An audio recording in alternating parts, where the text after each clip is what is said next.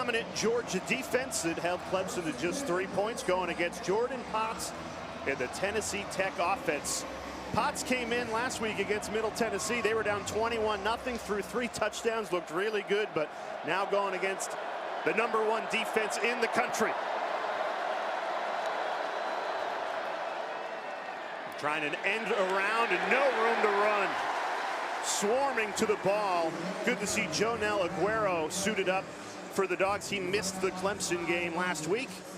Gets the start today. And obviously, Jay, tough to run around this Georgia defense, but you talked about him. Jonel Aguero right there missed the game last week. Coaches talked about how great of a camp he had, and they were so disappointed he couldn't play last week. Making an impact here early.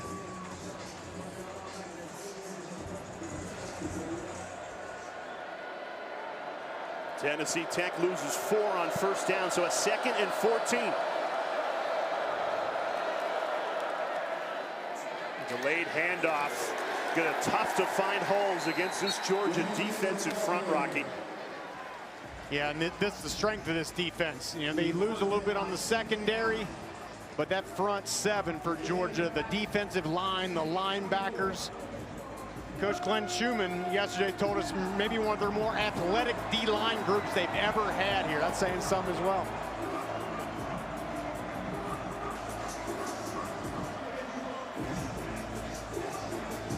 So after 2 unsuccessful runs, Georgia will have their ears pinned back on a 3rd and 11.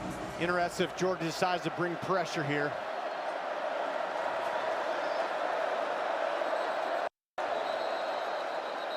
And a timeout taken already ahead of this 3rd and 11. Tennessee Tech.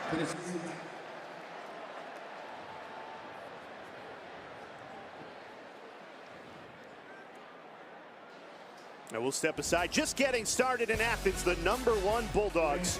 A 3rd and 11 upcoming. Coach Gecko. Coach G. Laura, Dan. I didn't realize the media would be here. No, this isn't for work. All right, Tina, 6 is hard to beat. Not for us. Saturday in Athens, just getting started. 3rd and 11 here for Tennessee Tech, Rocky. I think Georgia, one thing from last year to this year, they wanted more pass rush out of that D-line group. I think they're going to cut those guys loose today. Maybe lean less on the blitz. See if those guys can win one-on-one up there. 5 on the line. Jordan Potts, the quarterback for Tennessee Tech. Hands it off. Best run of this opening drive, but well short of the first down marker. Needed 11, only got 7. C.J. Allen made the stop for Georgia.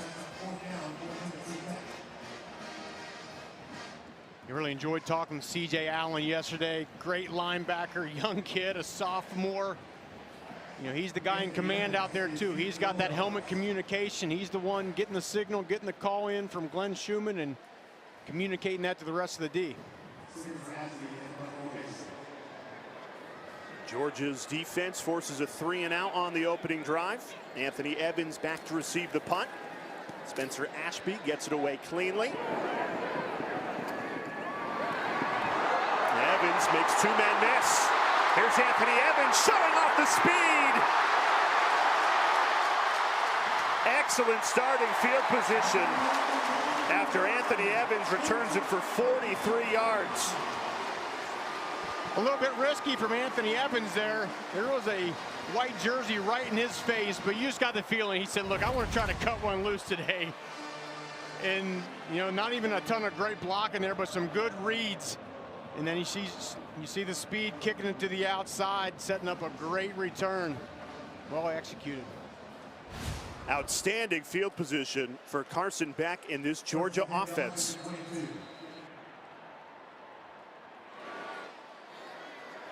Knocking right on the doorstep of the red zone. Play action. Carson Beck, clean pocket. Dials one to the end zone. It's caught! Touchdown, Georgia!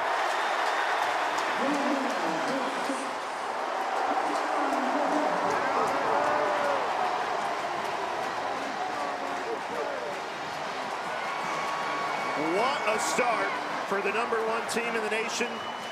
You get the 3 and out stop on defense, the punt return, and then first play, a touchdown. Let's just make sure he was in here, had the ball secured, Jay. I believe that is a catch, and that is going to stand. Great route there by Bell.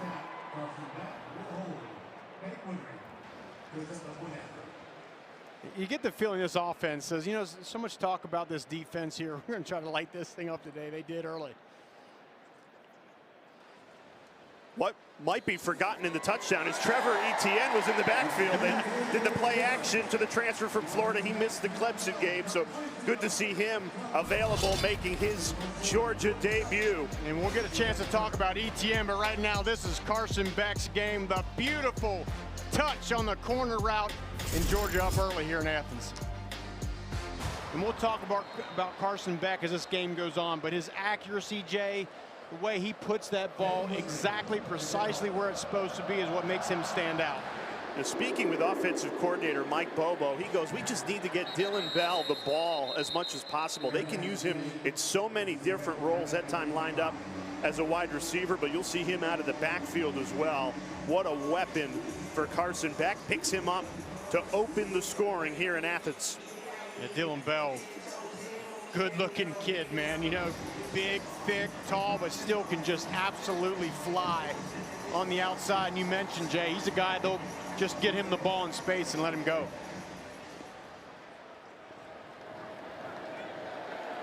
Jordan Potts of this Tennessee Tech offense hoping for a better return. It was 3 and out on the opening drive. Potts. See, that's Jordan Yates, the wide receiver that they lined up at quarterback. He's a familiar player to Kirby Smart and this Georgia staff. He started his college career as a quarterback at Georgia Tech. Actually started a game against the Dogs in 2021. And Yates going to get some touches at quarterback today. And for Tennessee Tech, they lost their starting quarterback, Dylan Leibel, last week early in the first quarter. So you got to think about Bobby Wilder probably don't want to put his quarterback, get to his third quarterback, right? Put him in danger. So you might see a couple of different ones today. It's Potts in there now. Play action, in trouble. Down he goes. Shot out of a cannon. KJ Bolden, the true freshman from Buford, Georgia. Jay, shot having a cannon is right. Look at the right of your screen. They're pulling a lineman from the other side to block him, but he just beats him with speed. KJ Bolden, he had a big third down stop on, I believe it was the first play of the game last week. True freshman, just another athletic specimen on that Georgia defense. A safety who snuck in. Potts didn't see him. 3rd and 14. A pitch. Well defended again. Damon Wilson got there for Georgia. And it is just too easy for this Dogs defense. And they were so good against Clemson. And then you get Tennessee Tech in here. And obviously they just don't have the bodies up front to block this Georgia defense. And that's maybe the most impressive thing about this Georgia defense is, as I said in the open, 27 different guys registered a stat last week. They get so many players involved. And that's such a good thing, Jay, because now everyone feels like they're a part of it. Instead of just 11 guys out there being the guy all the time, everybody's contributing with depth. Yeah, it is strength in numbers for this Georgia defense. Here comes Carson Beck. It's been a slow burn to becoming one of the nation's top quarterbacks. Originally committed to play baseball at Florida. You know, backup quarterback here in Athens for 3 seasons. And then finally got his shot last year. Led the SEC in passing. And now back for his 5th and final season. To be a 5th-year quarterback, Rocky, at the same school, in the same system, that's like an endangered species. It's in an anomaly. football. You don't see it. So many just 1-year quarterbacks in the day and age of the transfer portal. But this guy's been in this Georgia system since 2020 during the COVID year. And all that experience has just paid off. Kirby Smart told us yesterday, how do you get good at quarterback? How do you get good at anything? Reps, reps, reps, and Beck has them. And he's got Trevor Etienne, the transfer from Florida. His first carry in a Georgia uniform, right up the middle. Flag thrown. Number 1, Trevor Etienne, the ball carrier. There's a flag on the play. Great job opening up things here for Georgia with the nice punt return. Setting up great field position for Carson Beck in that offense. 1 play, 1 throw, 1 catch, 1 touchdown. That's what puts us right here. Etienne's first carry negated by a hold. So this will back Georgia up behind the chains. Line of scrimmage for the Dogs is Yeah, this Georgia running back room looked pretty good without Etienne last week against Clemson. Now you add a transfer from Florida who rushed for nearly 1,500 yards. SEC experience. That room gets even better. Here's Beck. Checks it down to Etienne. Room to run. Good open field tackle there. Beck's pass is complete for Etienne. You mentioned it, Jay. They didn't have Etienne last week and still rushed for 169 yards. And now you throw a guy with that level of talent into the mix here, and you can see he's a guy they want to get him the ball in space. In the pass game, the run game, he's a weapon. Also, Kirby Smart happy not to have to answer questions about Trevor Etienne's status maybe from here on out. Quick hitter, Arian Smith, plenty of speed. Didn't get the blocking though. Kamen Spalding, back-to-back tackles for the linebacker.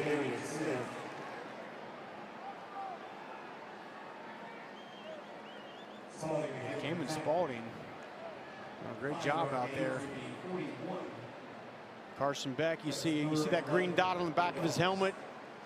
He's getting the call from the sideline from Mike Bobo coming from upstairs, and then just relaying that call to the offense. That headset communication, a new rule in college football this year. Let's see what they dialed up on a 3rd and 11. Beck unloads over the middle. It's caught for a Georgia first down. Oscar Delp, the tight end, found a soft space in the secondary. And this is what's so impressive about him. He surveys the field, and then when the guy's open, bang, just rips it. No hesitation, no delay, and that ball comes out of his hand, and here they go, some tempo. Play action, quick hitter. Couple of broken tackles there for Dominic Lovett. Quick feet. Enjoyed our conversation with Lovett, the transfer from Missouri. Look at the fancy footwork here. And that's a perfectly well-positioned play on the defense, and just a great athletic play. More tempo here. Beck rolling right, fires quickly. It's another Georgia first down. Picking Tennessee Tech apart in the passing game. Arian Smith on that grab. And you know, Jay, last week during Clemson, when they increased the tempo, that seemed to be when this offense got into rhythm, and we're seeing that continue here. There's just something about that when you have a good play, something positive happens, you get right back on the line and let it go again.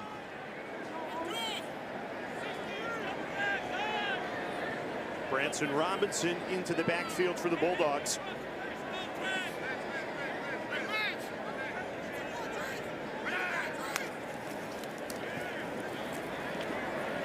Beck dumps it off to Robinson. Inside the 10, trying to churn those legs forward, falls to the 6. And a great decision. They go too deep here. But Beck, no hesitation. Don't pass up an open guy. Get the ball in his hand. Let him go to work. Great job on the catch there by Robinson. You know, sometimes quarterbacks, they look for that perfect guy. Like, who's more open? No, boom. Open guy, get him the ball, let him go. Carson Beck's processing speed, so quick.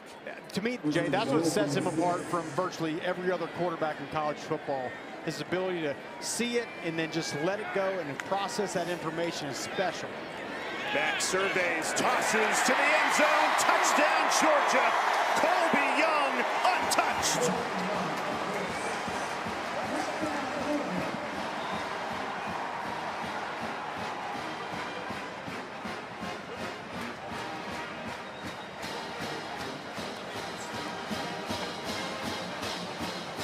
Carson Beck in Georgia, dominating in the passing game. Yeah, they really are. I mean, just spreading the field, getting the ball out to different receivers. Look great.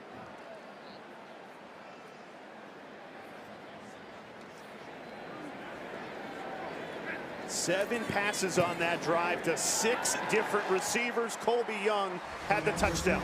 Well, the first touchdown was a deep ball. Then they just started chipping away. Then the nice crossing route to Colby Young. Touchdown last week, touchdown today. Georgia in control. Quarterback Carson Beck, he starts the season firmly planted in that Heisman Trophy conversation. 8 for 8, 90 yards and 2 touchdowns. Offensive coordinator Mike Bobo, talking with him yesterday, he so has enjoyed working with Carson Beck and seeing the progression year after year. Yeah, and he's the guy, he said, look, you give Beck a concept he's never seen or heard before on a Thursday, and he goes right out, executes it, understands fully what's going on. It's just such a luxury as a coach to have a guy that can just grasp something like that so quickly and then go execute it. Free kick out of bounds. Kicking team. Ball be placed at the 35-yard line. First down. Week 2 in the SEC continues tonight, 7:45 Eastern. Oklahoma hosting Houston. And then exclusively on ESPN Plus, a handful of games. Number 9 Missouri taking on Buffalo. Florida has Samford, and LSU trying to bounce back after their Week 1 loss against Nichols. So a loaded night in the SEC. This is slightly better field position for Tennessee Tech to start the drive. It's been tough sledding against this Georgia defense. Interesting, Rocky, that they're clearly coming out trying to establish the run because they're down about 100 pounds at every position on the offensive line. Yeah, that's tough going toe-to-toe. And again, I mean, you mentioned the size, Jay, but as we've been discussing, it's more just the depth because they have a 300-pound body, but then they're bringing another one, and then another one, then another one. And when you only have to play 20, 30 plays in a game, you can go all out for those big guys. That's what makes them special.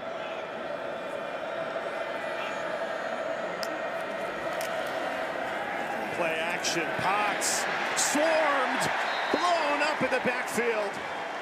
Christian Miller, the defensive tackle, shot in for the sack.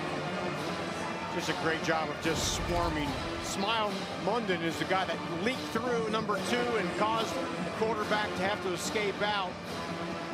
You see there number 2 with a great job flushing him out, and then Miller getting him to the ground.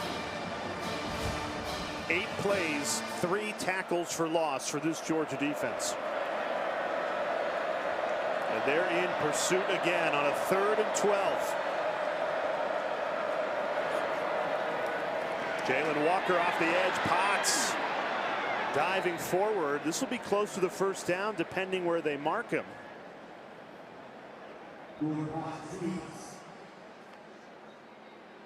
Just short. So 4th and a matter of inches right near the 45-yard line. Got nothing to lose if you're Tennessee Tech. Yeah, here, go right? for it. Let's go. And you'll see Smile London. Watch, he gets kind of, the referee gets in the way. Oh. Which almost enables, that was maybe the best block thrown all day by the referee out there. It's early. Someone could beat it later, but yeah, so far he's the leader of the clubhouse. 4th and 1, play clock winding down. Bobby Wilder has to take a timeout here. His 2nd timeout already. Second charge timeout. Tennessee Tech. 30-second timeout.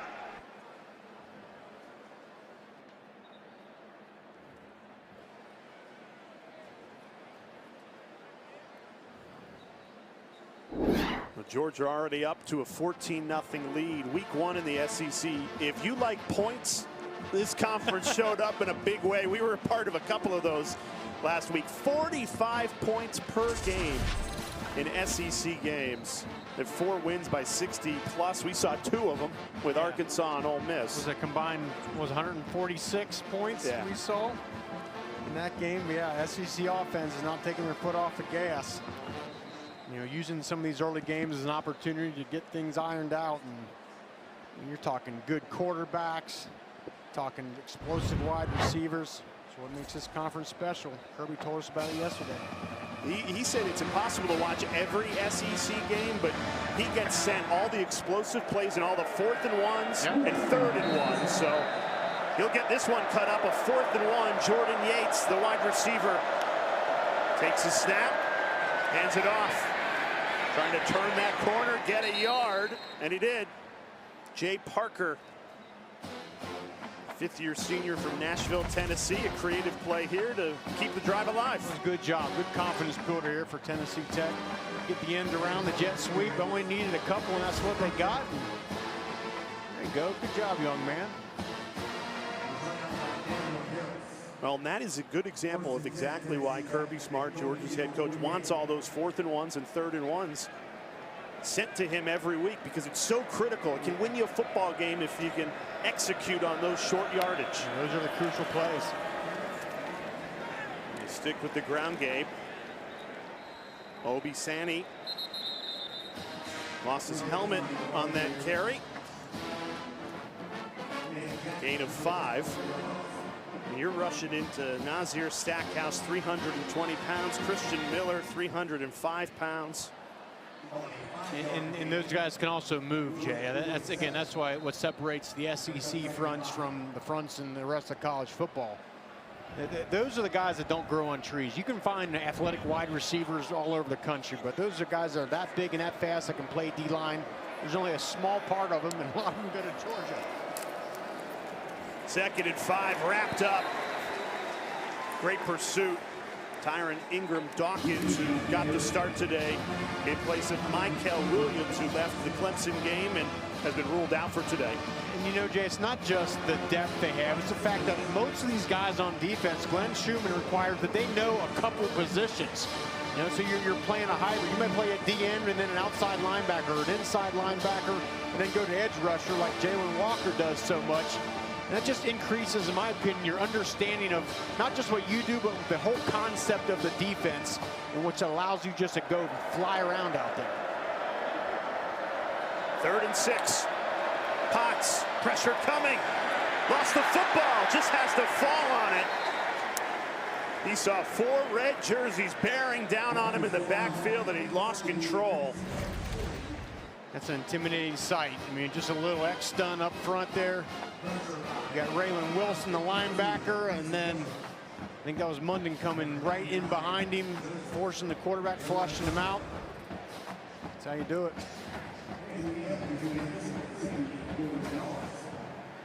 Tennessee Tech forced to punt for the 3rd time today, just in this first quarter.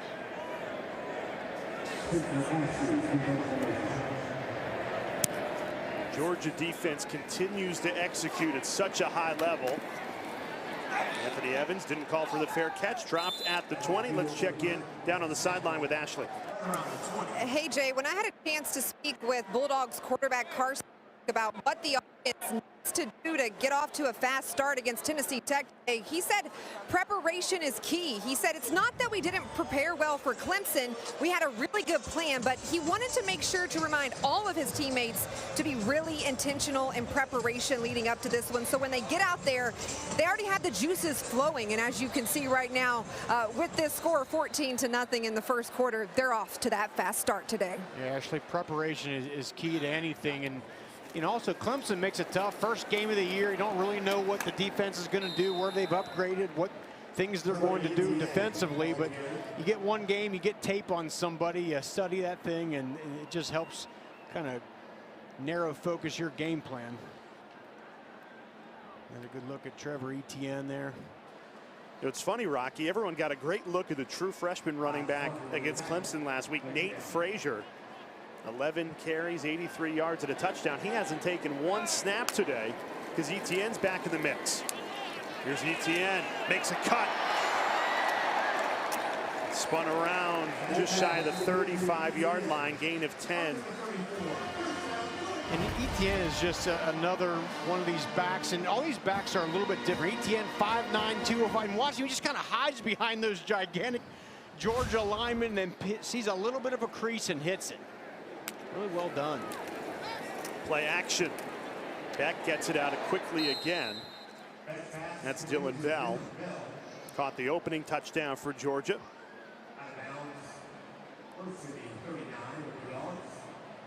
Carson Beck very comfortable in a collapsing pocket.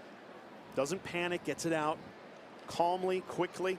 And that's all, you know, knowing where your protection is, knowing where the routes are going to develop. There's no panic, just staying calm, delivering the ball. And here's Nate Frazier into the backfield. Go to work, go to work. Instead they go to Dominique Lovett. Boy, he's got a motor. That acceleration gets up the field quickly, gain of 11 and another Georgia first down. Really enjoyed talking with Lovett yesterday. Talk about some of the receivers he likes to watch. He said, I like the old school guys like Ocho Cinco. We're like, Ocho Cinco? That guy played when I played. That's not that of an old guy. Free play for Beck. Dials up a deep ball, looking for Dylan Bell. He knew he had a chance to take a shot there with the flag down at the line of scrimmage.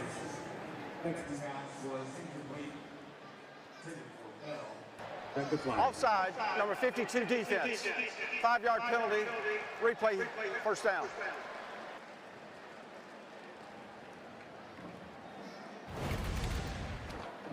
All quarterbacks know to do this. Get the hard count, and you see those guys jump, you're immediately going downtown. I mean, Aaron Rodgers has made that such a popular thing to do. Peyton Manning, and all the great quarterbacks do it. Go ahead, and if they're going to give you a free play, go try to take it. Go upstairs with it. Condensed formation here by Georgia. That goes under center. Hand off Frazier. Breaks a tackle. The Georgia fans so impressed with Frazier's collegiate debut last week. Over 100 yards and a touchdown. His first carry today sends us to the second quarter with the Dogs up 2 touchdowns. 11 for 11, 2 touchdowns, and he's really spreading the ball around. He really is, and you know, here's just a good look after the punt return. This is what really set up that first drive, that touchdown drive. They have his first touchdown pass. That was a Dylan Bell, but for Carson Beck, it's the consistency too. And that's a word you always hate as an analyst here. It's kind of coach speak, but he does it. He makes the right throw again and again and again. There's quarterbacks all across college football that make great throws, but not many of them do it time and time again the way Carson Beck does. Here's Nate Frazier, so explosive, absorbs a big hit there. Gain of 5 for another Georgia first down. And Jay, Nate Frazier has this whole town down here talking. What a special player Nate Frazier is early in his career, just a freshman. He's got that short area quickness. He can put a move on the inside a phone booth. And really, I think just kind of brings that juice to this offense. It's incredible. After one game, just his collegiate debut against Clemson, you have people walking around Athens going, he's the next great. And they've seen a lot of good ones come out of this running back room. Beck taking a shot. First incompletion of the day. Arian Smith broke away, and Beck just missed him. And that's one Beck doesn't miss very often. Post route, they call that the big post, where it comes from one side of the field all the way to the other side. And you can see it. He let that thing go, and he knows, God, could I have that one back? Because that was a surefire touchdown.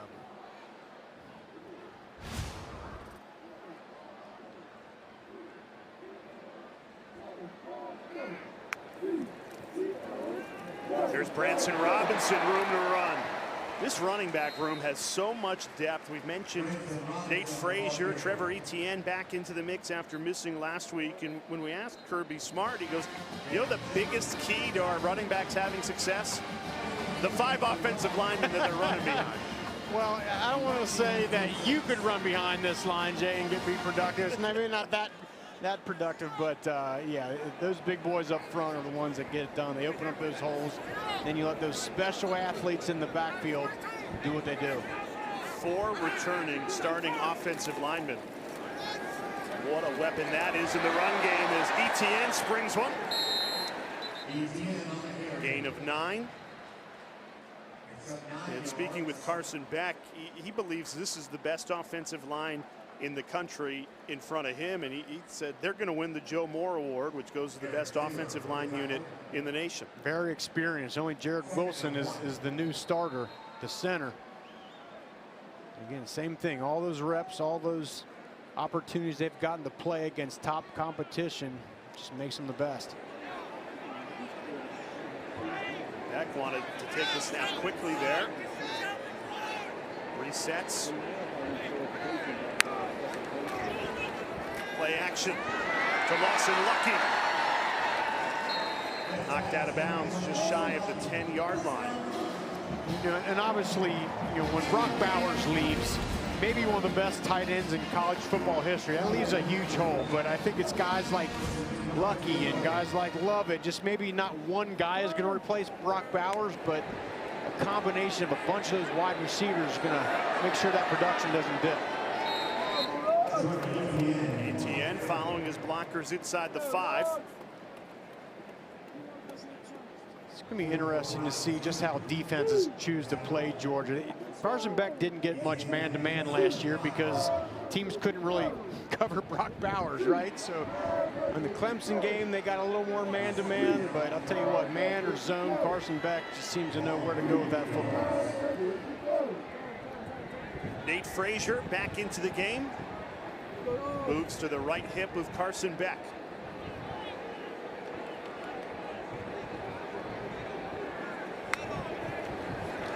Drills it to the end zone, incomplete. Just got the timing a little wrong with Colby Young. He's their red zone threat. And they hit a back shoulder like you saw right there to Colby Young for a touchdown last week.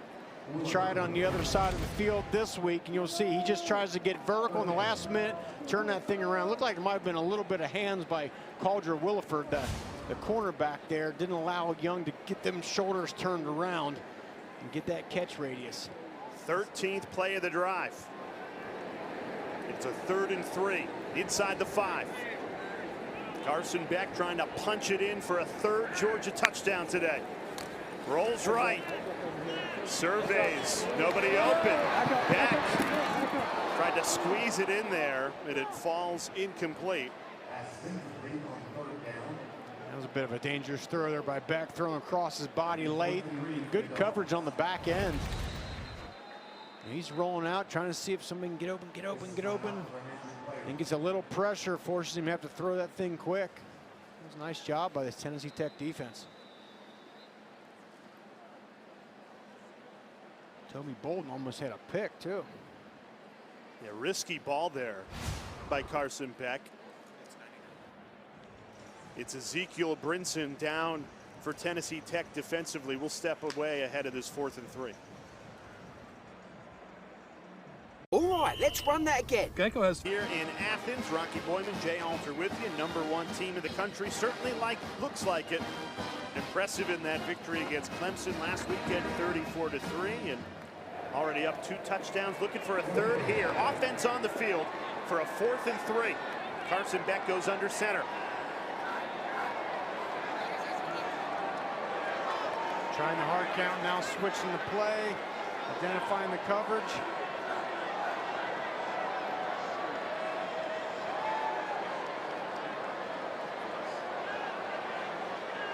Totally in command out there. See if they run a play. It looks like an NFL quarterback in all the pre-snap audibles, trying to get him to jump. Now he's looking to the sideline saying, all right, come on, now let me run a play here. Let's go. They look happy to just take the timeout and pick the field. Plays whistle there with a flag. Delay of game, offense, 5-yard penalty, still 4th down. Well, you mentioned, Jay, just the confidence of how he's signaling things and clapping. And when the quarterback has confidence, everybody has confidence. Beck stays out as the holder for Peyton Woodring, who was a perfect 2 for 2, including one from 55 last week against Clemson. This one from just 27. Chip shot for the sophomore. And he puts it right through to put the Bulldogs up 17-0.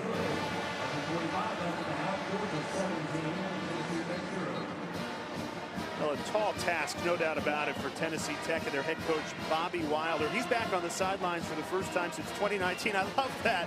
He told us, hey, got a lot of rounds of golf in from 2020 to 2023, but he was waiting for the right opportunity to get back in. Feels like, you know, obviously not against Georgia, but can have a lot of success there with the Golden Eagles. Yeah, he did a great job for many years with Old Dominion, kind of put them on the map, and then, like you said, he finds himself out of football for 4 years. I mean, it's a credit to how highly he's respected to hire a coach that's been out of football for 4 years to bring him in. He seemed really excited about building this program, and, you know, just like every program with a new coach, Jay brought in a bunch of new guys, trying to find a way to get this thing turned around.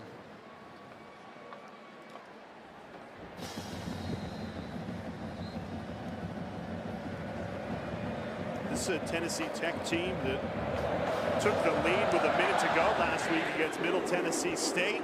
gave up a late touchdown to lose it, but battled back in that game after trailing 21-0. And they've got some famous family that loves this Tennessee Tech football program. That's Falcons rookie quarterback Michael Penix Jr., top 10 pick, right down the road starting his NFL career with Atlanta. And he's here because his younger brother Mekhi is a wide receiver on this Tennessee Tech team, but it's really a Tennessee Tech family. His father, Michael Penix Sr., great running back for this Golden Eagles team, school record 261 rushing yards, and his mother Takesha was a track and field star. It's in the genes, Jay. They're undefeated with Michael and Mekhi. Got some good ones. Now it's funny, Rocky, when you're the younger brother of a great quarterback, you're going to end up playing wide receiver, and that's exactly what Mekhi is. For probably no other reason than Michael's like, hey, get out there, let me throw you some balls and get some practice. And there's Mekhi right there. 6'4", 200 pounds, and just a redshirt freshman, so I'm sure the best football for him is ahead of him. But yeah, how would you like to go out and catch passes from your brother, who was, in my opinion, one of the more dynamic quarterbacks we've seen in the last 5 years in college football? He was special. New quarterback in for Tennessee Tech. This is Ethan Roberts, who hands it off there for a gain of 5. Jalen Mitchell, the transfer from UConn. And we talked to Bobby Wilder. He said, look, we got our first string quarterback doing Leibel hurt last week. We got to go into conference play next week, so you might see a few different quarterbacks out there in an effort to not get another one dinged up. And I think it makes a lot of sense. Yeah, Roberts runs off. Jordan Yates, the Georgia Tech transfer wide receiver, goes in to run this play at quarterback. 3rd and 5. Georgia's got their ears pinned back defensively, and a flag flies before the snap. Early the substitution, offense broke the huddle with 12 players. That's 5-yard penalty, still 3rd down. And so 3rd and 5 becomes 3rd and 10. Bobby Wilder's team is already 0 for 4 on 3rd down today.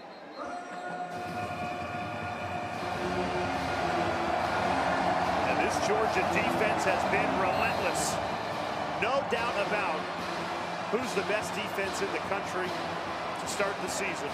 They showed it against Clemson, holding the Tigers to 3, and they have looked really good today.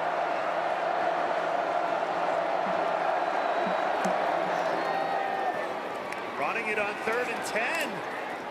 And Tennessee Tech moves the chains. Kyron Cumby. Georgia was thinking that they were going to throw the ball in a little delayed handoff. You see Georgia drop out of that box here. Kyron Cumby, wow. Some fancy footwork, making a very good linebacker for Georgia. So silly out there. Great job. Damon Wilson on the missed tackle. An unlikely 1st down pickup. That's the first 3rd down conversion today for Tennessee Tech. Here's Ethan Roberts diving forward. Gain of 5. Roberts, the 3rd string quarterback, has come in, and he's looked the best so far for the Golden Eagles. And I can't imagine what it's like for Ethan Roberts, because one thing about this Georgia defense, we talked about their depth, we talked about how they play multiple positions, but they have a lot of scheme, Jay. I mean, watching these guys, they're not playing vanilla coverages and playing, cover 2 and cover 3, and that's it. They do a lot of stuff, so that's got to be a nightmare for a quarterback to have to diagnose. The running game effective right now. Best drive, not even close. Torrin Baker takes that for 10. Defensive coordinator Glenn Schumann, 9th season at Georgia. He can't be happy with his rush defense on this drive. No, not at all. You got to be able to secure that thing up a little bit. And it's just been a couple missed tackles from what I've seen. Those linebackers.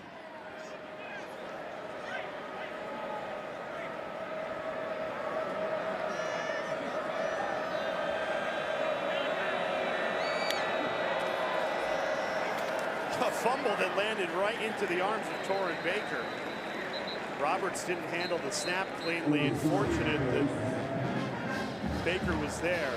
So Tennessee Tech, first play of the game, they attempted a pass. Since then, 18 straight runs. be lucky than good. Fumble it right into the hands of your running back. And they're choosing to keep this thing on the ground, let that clock continue to tick away.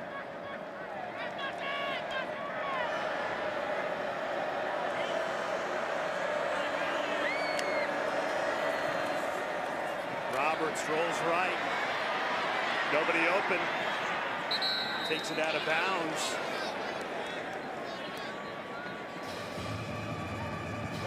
Joseph Jonah Ajanye, the true freshman in pursuit there. It's interesting for Georgia, no contain to that wide side of the field there. Roberts just decided to pick it up with his legs.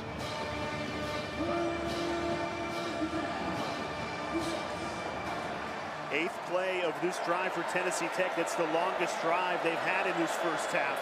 Trying to keep it alive on a 3rd and 8. Baker trying to turn that corner, shoved out of bounds.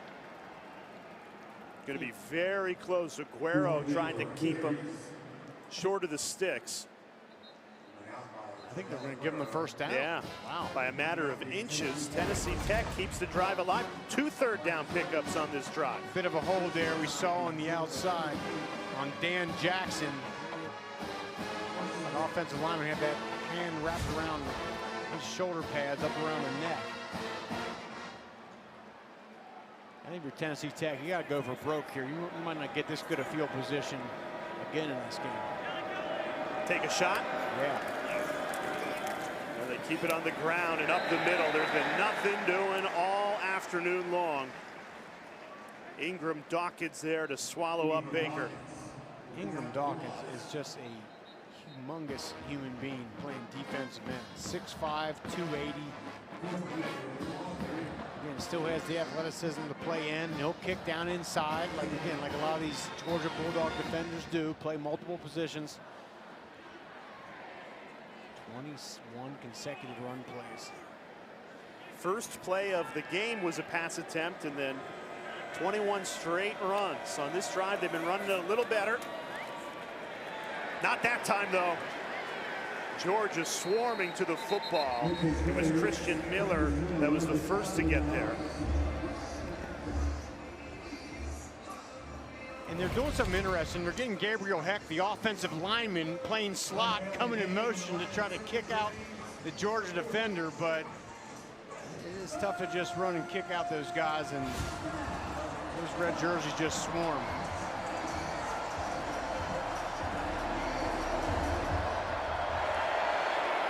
Georgia trying to get off the field on a 3rd down. Tennessee Tech has converted their last 2 third downs.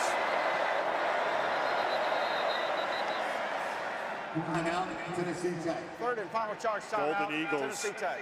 burn their final timeout of the half. We'll take it as well ahead of a 3rd and 12. All right, let's run that again. Geico has fast fair claims 24. Welcome back to Athens, where the Bulldogs lead 17-0. Tennessee trying to put together a drive here. Captain Aaron Swafford spoke to me ahead of this matchup. He said when Coach Wilder came to Tennessee Tech that he really took the time to meet with all of the guys that have been there, and he said that meant so much. He said Coach Wilder had put back some juice into this program. He's rejuvenated it. They've all bought into what he's doing. He said Coach Wilder has advocated for things that this program has never had. They want to go out there, take everything they can away from playing the top-ranked team in the country, and when they get into conference play, use some of that knowledge from today.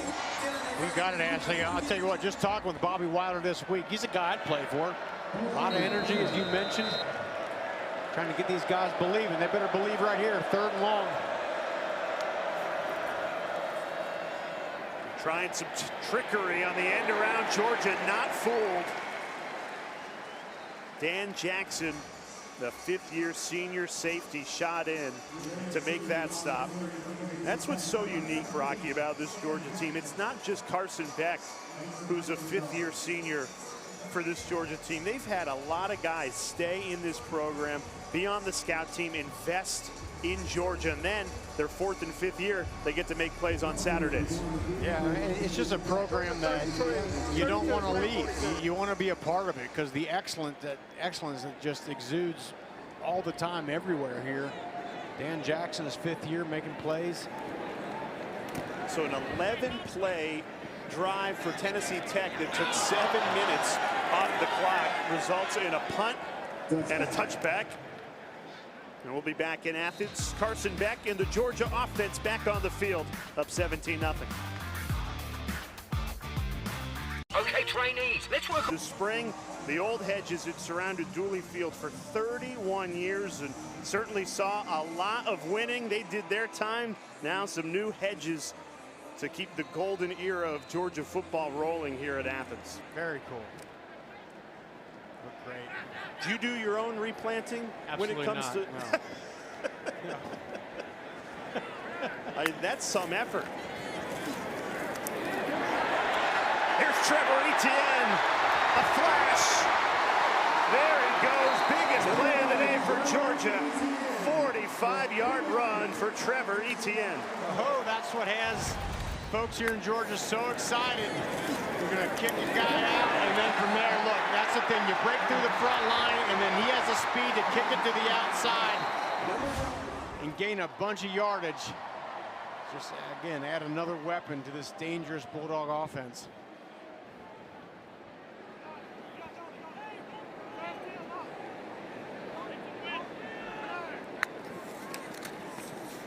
Quick hitter. Here's Dylan Bell. Ty Moss, nice tackle to bring Bell down. I really like watching Dylan Bell, Rocky. He is, but just to go back to something we talked earlier about Kirby saying, you know, the run game is less about the back and more about the line. To a certain extent, it still takes a special guy at that running back position, someone like Etienne, and that can, you know, make a play. Sometimes the blocking isn't all the way perfect. You need a guy that can just find some daylight and hit a crease and go, and that's why they brought him in here. Cash Jones, the carry here, his first of the day, upended shy of the 20-yard line. Good enough for a first down, though. Oscar Delp holding that right ankle. Training staff goes over to the junior tight end.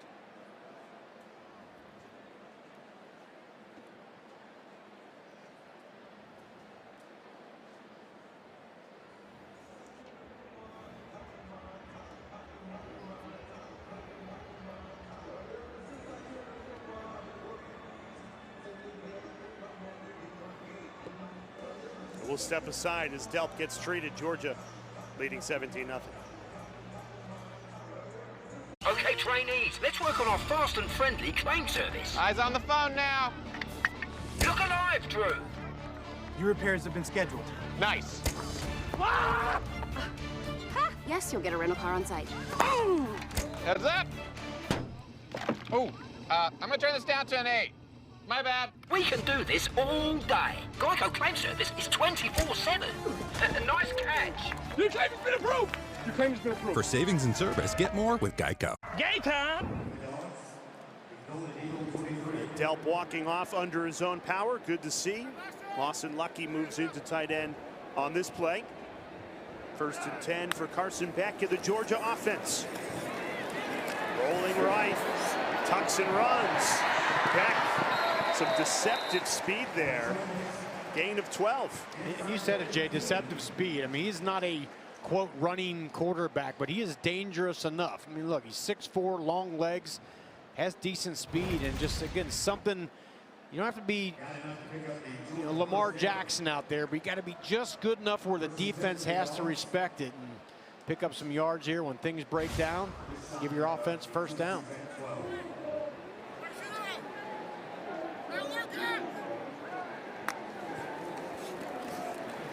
Quick hitter, Arian Smith inside the 10, and that takes us to our 2-minute timeout. New rule in college football this season. Georgia trying to punch in another touchdown ahead of halftime. This is a 2-minute timeout. Let's go to our next segment, fairest calls.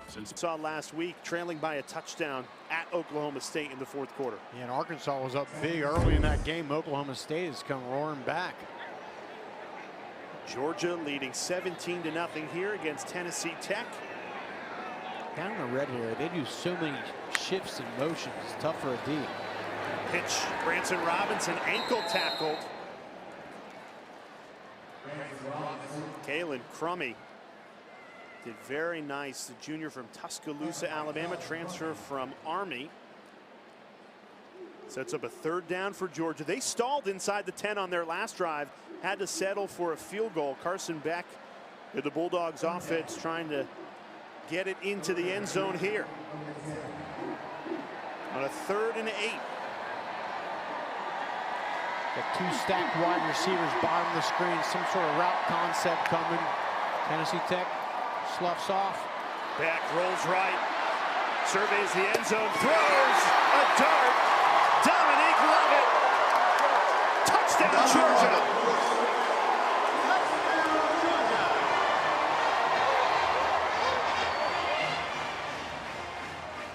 Lovett just found enough room for Beck to fire it in there for a Georgia score.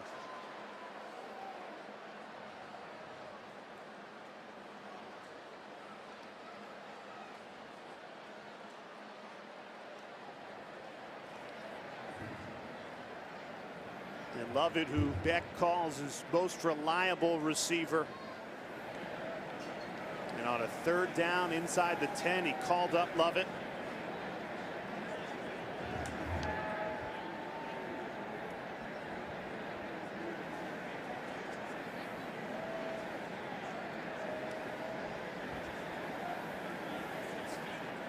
They're just making sure that Lovett's feet were in bounds ahead of this extra point. Looked good. Finally, we get the go-ahead. There we go. Really enjoyed our conversation with Dominique Lovett yesterday. Asked him what sets Georgia apart, and he said the competition level in practice. Our hardest days are Monday through Friday. You get to Saturday, make plays like this, it's just fun. And part of it here is Carson Beck. Look at the patience. He didn't just run out of there. He's patient, surveying, and then as soon as Lovett gets a sliver of open area, just puts the ball away from the defender on the outside part of the body of Lovett, and just a good job of Dominic Lovett. You talked, Jay, about the competition. That's part of it. You got to fight to get every catch around here because they're not. You may not get another ball thrown to you the whole game. There's so many great wide receivers on this team, so you got to make them count. You got to make your quarterback have confidence in you. Yeah, I love those quotes he told us yesterday. You got to make the quarterback right, and there's no such thing as a bad ball. Now, let me tell you, every quarterback, you're going to make friends with the quarterback if you say, hey, look, there's no such thing as a bad ball. In other words, I'm going to catch everything. Just put it in the area, and I'm going to catch everything out there. I think it's a great mentality for a wide receiver to have. Instead of complaining, oh, that ball was behind me, the ball was too high. No, no, no. I'm going to get everything. I think Zay Flowers on Thursday night, sitting in the back of the end zone, was thinking maybe there's something as a bad ball. Right.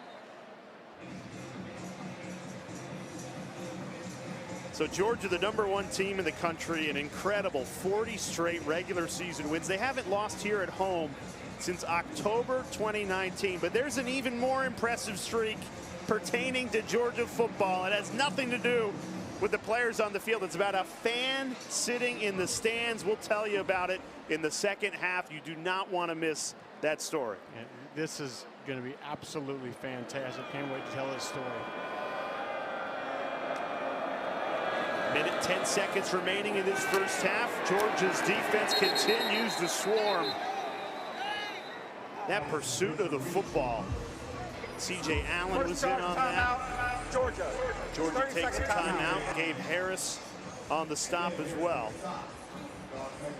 Yeah, Glenn Schumann, who's there, the defensive coordinator for Georgia, has so much versatility, flexibility, and the different packages he can call, Rocky. They had 20 players play double-digit snaps last week against Clemson. When you have that much depth in your arsenal, it gives you so much freedom to get creative in the play calling. It certainly does, and obviously it helps you this particular year because you have guys that can play and come in if somebody gets hurt, but also helps your continuity. Going into next year, you're not starting fresh with a roster full of guys that have never played. You get them some action as a freshman, as a sophomore, and then boom, when their turn comes, they already got a bunch of plays under their belt, and they can go let it rip.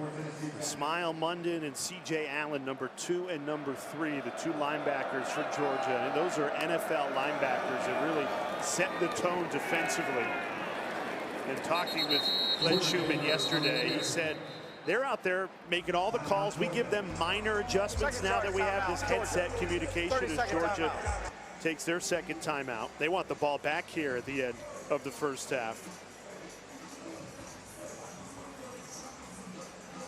Tonight, SEC football final is back for another season. They'll take you through the biggest stories of the day, break down all the SEC games, 11 Eastern over on SEC Network and the ESPN app. Going back to those linebackers, Schumann said they've spent so much time working through this defensive playbook. It's just an extension of the coaching staff on the field. Well, it is, and one thing that they do well around here, Coach Schumann does well, is they put a lot on these guys' plates all year, right, in terms of learning scheme, and all throughout the year, they're challenging you every single day. You got to learn more. You got to understand this. You got to do this to make this check. And by the time you get out in the game, you've had a ton of reps at it. You can just go play. They swallow up the third down run here. They'll use their final timeout to get the ball back here. Probably 45 seconds will be left when they, no timeouts, when they get the ball back. Georgia. 30-second timeout. And that's just my biggest takeaway from being down here last couple days is just every single second. Georgia is now number 32. 42 Georgia is now 32. Every single second of every day in this program, they're going to challenge you in the meeting room, on the practice field. You know, I mean, it's just all the time you're challenged to be your absolute best, and if you're not, they're going to find somebody else that can do it. And it's the tide that lifts all boats, though. If you can meet that challenge, you're going to become a heck of a football player down here. And what a great challenge for Kirby Smart. Just in the last 2 minutes, you challenge your defense to get the stop. You use your timeouts, and now the offense will have an opportunity with under a minute remaining to add some points to this first half lead. Yeah, does that look like a guy who's comfortable with a 24-0 lead heading into half? No, because it's not even about this game. It's about in the future, the next game against Alabama. How can we get better? How can we fine-tune things?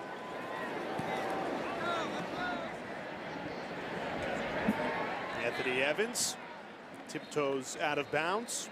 45 seconds to work with for Georgia. And we flashed Kirby Smart's record. It is tenure as a head coach at Georgia. In the last 5 seasons, he is 63-6. Now, those 6 losses, none of them against an active head coach. All those coaches no longer head coaches in college football. Nick Saban, obviously, 3 losses. Dan Mullen, Ed Orgeron, and Will Muschamp.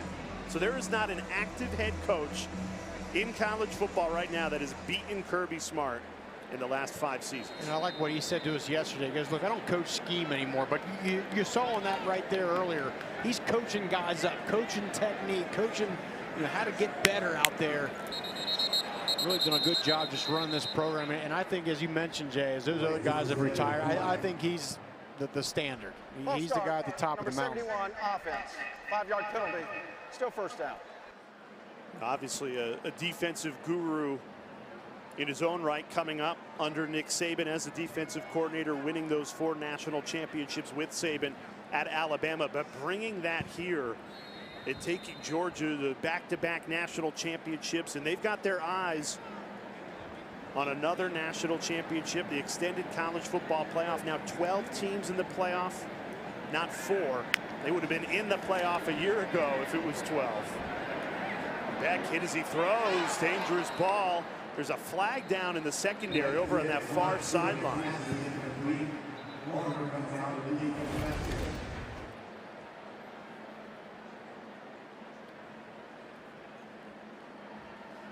Beck was hanging in that pocket. Before the pass, holding number 13 defense. Penalties 10 yards from the previous spot. Automatic first down.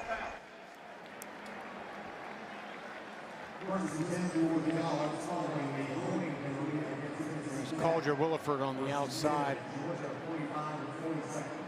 Holden's there trying to run that go route. Bobby Wilder is trying to get out of this half without surrendering another touchdown.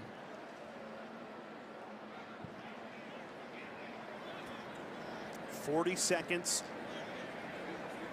and 55 yards in front of Carson Beck in this Georgia offense.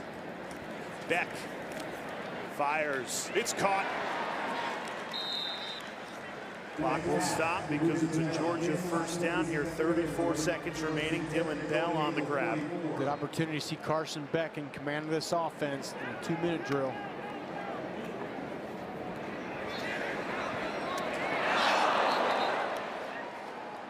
He just missed Arian Smith there on a crossing route. And that's his second miss today. And again, it's you don't usually point out misses from quarterbacks unless they usually don't miss much, right? Especially those routes, those deep crossing routes over the middle. He really excels at those. Just happened to miss that one.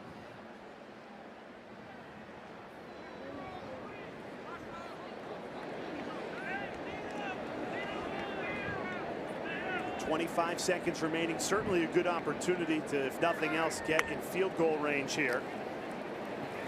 Beck steps up. That's incomplete again. Dominic Lovett, who just scored the touchdown.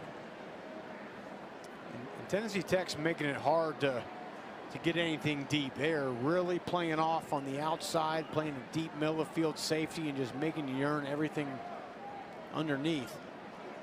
That's why accuracy is so critical.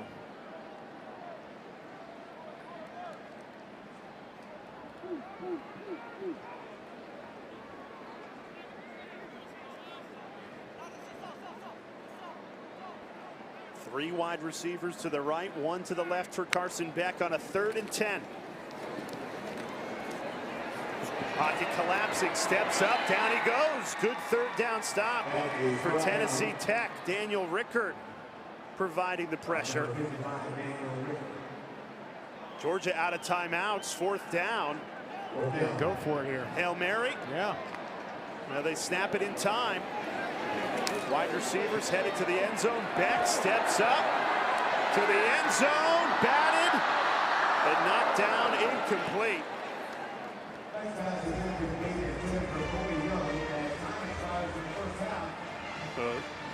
A couple of incompletions on that final drive. Kirby Smart talking with his quarterback Carson Beck. Georgia heads into halftime up 24-0. I don't think Kirby Smart's going to be happy with how that half ended. An opportunity to try to get a 2-minute drill going and get some points. Weren't able to do it. Take a big sack there on 3rd down.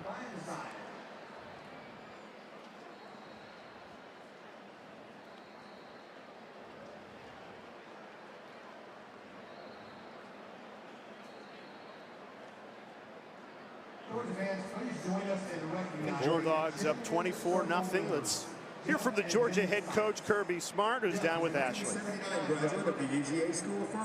Well, Coach, your offense able to get off to a fast start today. What do you like about their first half performance? Well, I like the way we started there. Got in rhythm, did some good things. Got to score touchdowns in the red area and got to execute in situational football at the end there in 2 minutes.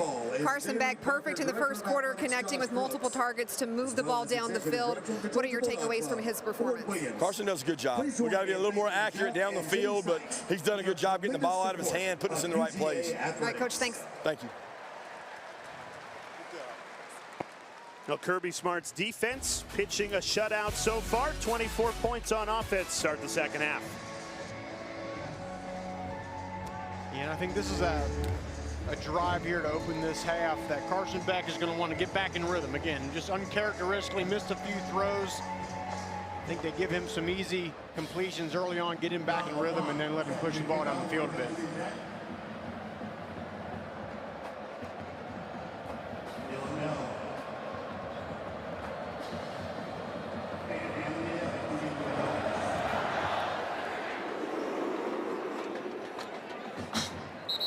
Let's check in down on the sidelines with Ashley. Hey, Jay, well, I just caught up with Tennessee Tech head coach, Coach Bobby Wilder, who, as you guys know from our conversation, always gives a good soundbite. I said, hey, Coach, what can you tell me about what you told your guys about that first half? He said, look, I'm proud of us. We had a 13-play drive on offense against the #1 team in the country. Our defense also made them take a field goal on one of their drives, but in the end, he said, please make sure you tell Rocky and Jay, this is like having a root canal. It's painful, but afterwards, you get up and go back to work. Good paycheck attached to the root canal as well. Got to take the good with the bad in life, right? First play from scrimmage in the second half, and ETN picking up where he left off. That's a gain of 13 for the transfer from Florida. You just take a look at this Georgia offense. We mentioned the 4 starting offensive linemen that returned. The running back room has great depth, and then you can't win football games if you don't have a great quarterback, and they feel like Carson Beck has really emerged as one of the top quarterbacks in the country in his 5th season here.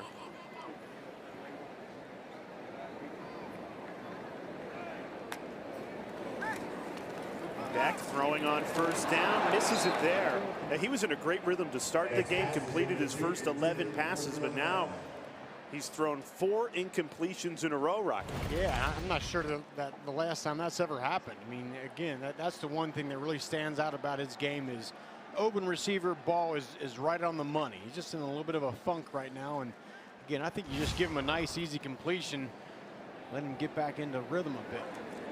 Earlier this week, ESPN draft analyst Mel Kiper revealed his top prospects, and he had Carson Beck and Shedeur Sanders as 1A and 1B. You take a look at their numbers. Obviously, Shedor's played a lot more seasons than Beck has, but likely to be the top 2 quarterbacks taken according to Mel Kiper. Yeah, and the question, can he win the Heisman? Absolutely. The question is he going to have the numbers to do it? You know, last year, Caleb Williams had 41 total touchdowns, Jalen Daniels 40, and, you know, just with so many great players on this offense, you just wonder if he's going to have the numbers to be able to win a Heisman. 3rd and 7. Beck tucks and runs, trying to pick it up with his legs, and he does. Needed 7, got 9 to the 50. Not sure that's a shot you want your quarterback taking right there. Beck's tough. I think it was a good decision to take it off with the run and picks up the first down.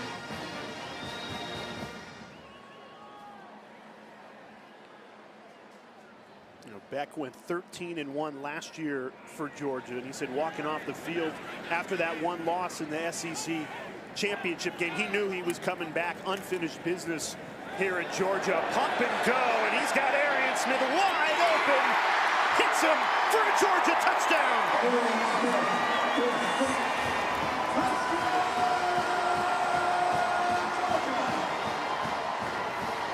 Longest play of the year for this Georgia offense. Busted coverage, and Beck finds Smith for an easy score. And Beck finally able to get another deep ball off.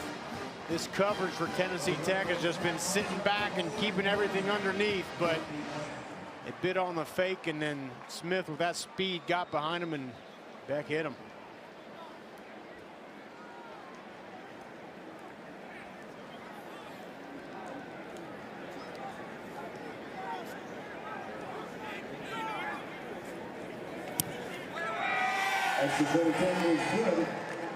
But Carson Beck continuing to deliver, Rocky. Here's a way to get back on track. Just throw a ball to your guy who runs a 10-1 in the 100. Let him run underneath it for the touchdown. The Dogs up 31-0. League and in the Heisman Trophy conversation. 4 touchdowns today, Rocky. To your point, he has to have the stats, not just the winning. That's pretty good, considering we just kicked off the 3rd quarter. Exactly. I mean, here's a day like today where you can pad those stats a little bit for Carson Beck. On that last drive, a couple of misses early, but he hit when it mattered. So, Jay, a lot of offenses, including Georgia, they run a lot of bubble screens at the perimeters. Get the ball to your guy in space. But what if someone is setting up this? Look, 2 white defenders go right to the corner there to Dylan Bell, and then here comes Arian Smith over the top.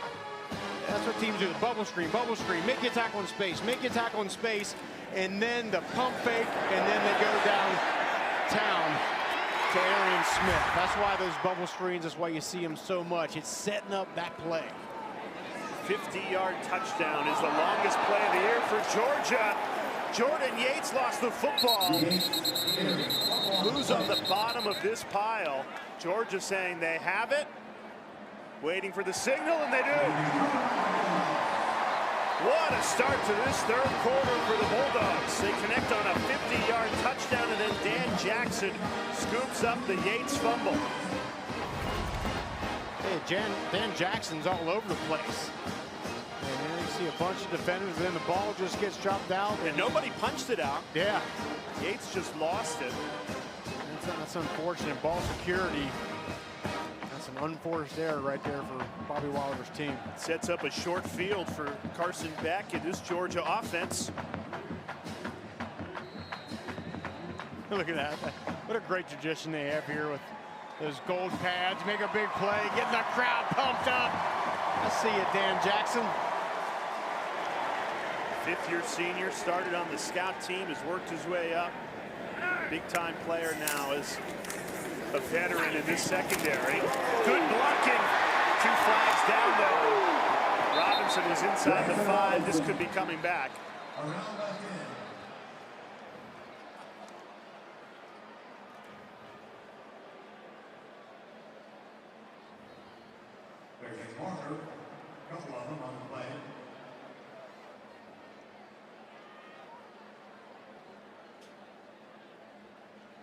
Didn't see in real time where the foul occurred.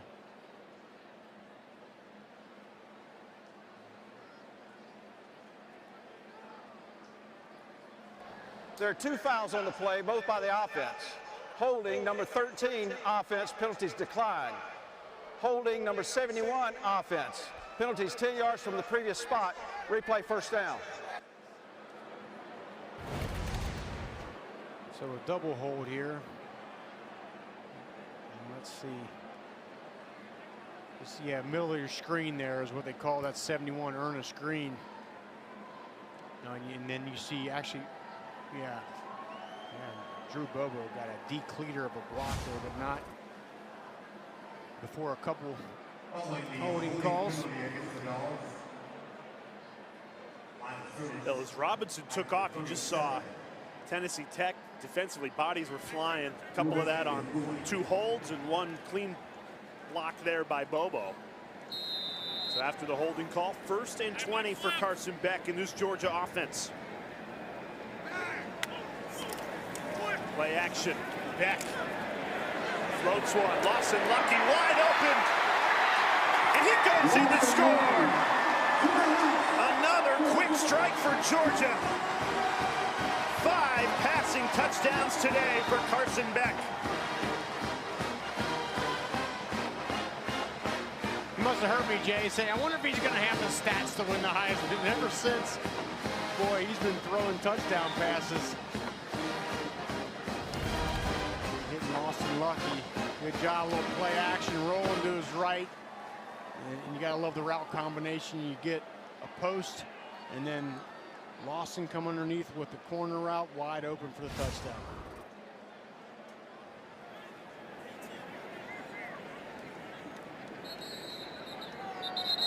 Flags before the extra point.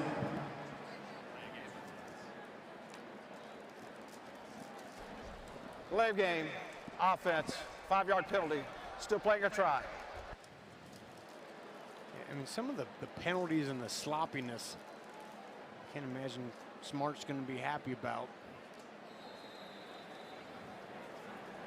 Lucky stays in. Lawson Lucky's happy. He scored a touchdown. Stays in on the block coverage here, but just scored his first touchdown of the season. Georgia 2 touchdowns in 33 seconds. Love how they did this. Carson Beck rolls to the right, and then Lawson Lucky back over the top with the corner route, sneaks in the end. Way for more than 3 decades now. There he is next to his wife, Melanie. Never leaves a game early. Same seats for all 200 home games during that streak. Talk about loyal. I have never heard of such a thing. I mean, you talk about the model, the example of loyalty. My goodness. Incredible. So we went out and found him tailgating, had a great conversation with him, and he told me the only flaw in this streak is he has not been able to attend a wedding in 34 years on a Saturday in the fall. And one thing, Jay, did he give you the amount on that? That's got a whew. So this is section 327 and 328. That's where the season tickets are for the home games. This was anniversary photos with Melanie, who you see there. Got in the wedding dress, decided to come to the stadium. They are Georgia through and through. And we were talking with Bulldogs head coach Kirby Smart about John's streak, which began when Kirby was in 7th grade. And he told us that's what makes SEC football special. It's ingrained in the family, passed from generation to generation. So it starts with John's parents, and now he's passing it on to his kids and his grandkids. Yeah, Kirby said it's just different down here, and I don't think you can get a better example of that kind of streak, that kind of dedication. And you're right, think of the weddings and the other events and vacations they may have missed, but they love their dogs. That is incredible. 428 games, 34 years. No matter where Georgia football is playing, he is going to be there. And he says the number one question he gets, how do you afford all this? Yeah. So he says every year they budget, and he's got his Georgia fund, and he takes extra coaching and some landscaping jobs, and he makes it happen. I'm not sure that's the best thing for the 401k or the retirement, but hey, look, life's about living, man. Exactly. Make some memories. Come here to this great stadium with this great university and this football team and enjoy it with your family. That is exceptional. And I think the big key is Melanie in all this. Is very understanding wife who told me she didn't even grow up a football fan. But once you start dating John, it was a non-negotiable that Georgia football was going to be a part of their life. Yeah, you definitely have to have a very understanding wife to come to the 428 straight games. Wow. Ineligible receiver number 4 offense was not on the end of the line of scrimmage and went downfield. Penalties decline, 4th down. So Georgia's defense forces another 3 and out. What a relentless unit. Yeah, just again, the depth, the scheme. It's not a vanilla scheme out there. Number 32 for Georgia is now 42.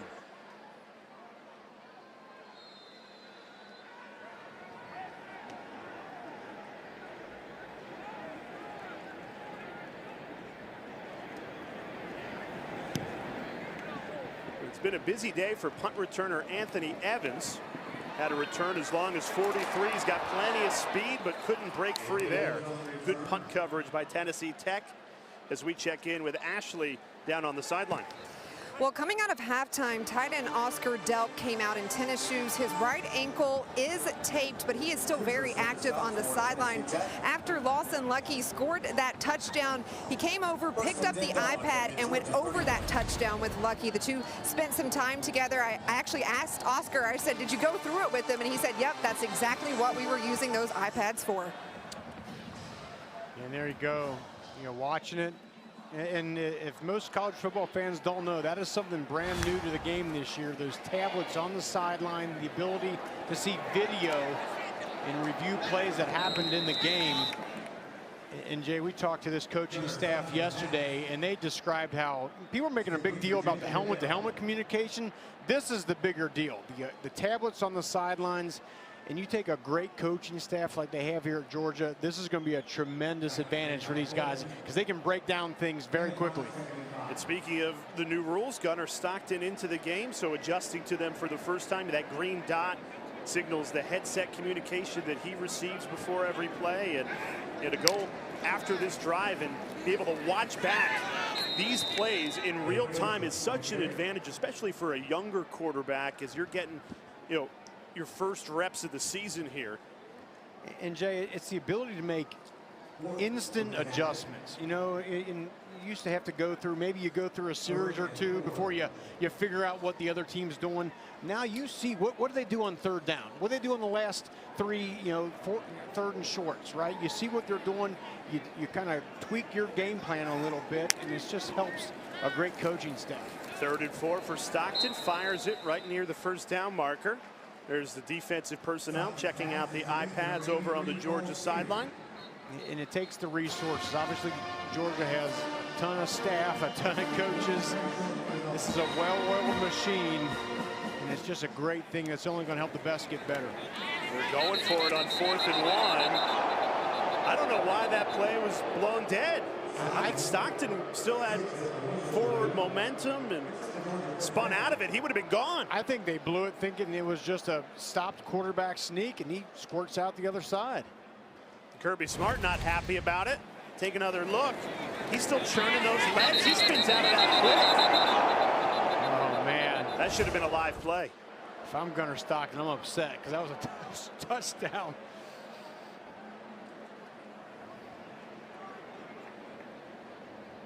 First and 10. It was enough to move the chains on that 4th and 1. Stockton play action. Steps up. Unloads a deep ball. And it's dropped. Cole Spear and Jamison Wharton just enough to knock it away. Yeah, ball a little bit underthrown off the play action. And he had a step on the defender and had to come back for it. Had to come back for it.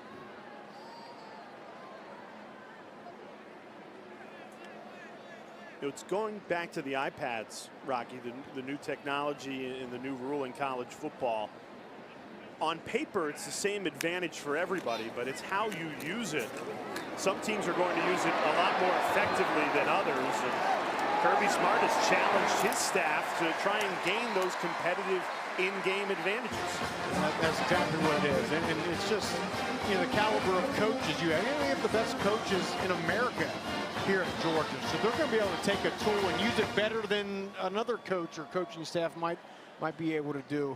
So yeah, the rich get richer, and it's something that they're going to really, learn more as the season goes on and how to exactly use that thing.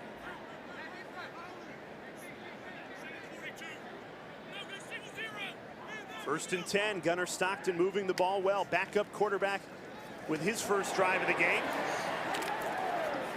That's Nate Frazier, the true freshman from Mater Dei, powerhouse high school out in California. Prolific debut a week ago, more than 100 yards on 12 touches against Clemson.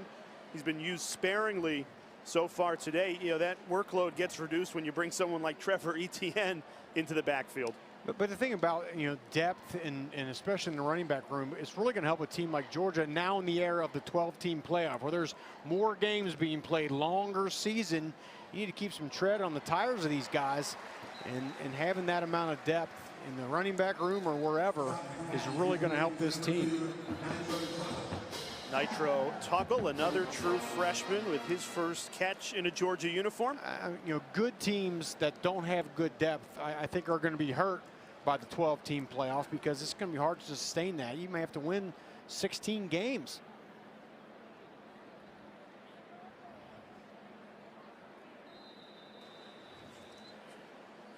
Jamison Wharton down in the secondary for Tennessee Tech. Will step aside. Georgia up 38-0. Step up to the plate with Xfinity. Good day at the office for Carson Beck, fifth-year senior quarterback. 5 passing touchdowns, ties most in program history, along with Stetson Bennett and 7 others. He started off with a bang there. First pass of the game, a touchdown to Dylan Bell. Then was eating up Tennessee Tech underneath, rolling out, and he showed about every facet of a quarterback that you want to see from a Heisman contender. And here he capped his day off here with a nice deep ball to Arian Smith. He showed he can make every throw on the field. So his day is done. The backup Gunnar Stockton in. Checks down to Branson Robinson. I wouldn't want to tackle Robinson, Rocky. You're a former linebacker. 220 pounds coming out of the backfield. Yeah, that's tough. Nice, again, compact body at 220 pounds. Runs low to the ground behind those shoulder pads.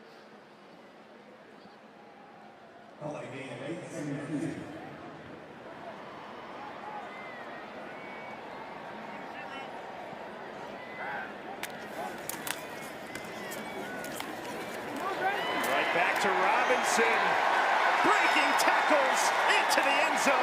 Touchdown, Bulldogs. Touchdown, Georgia.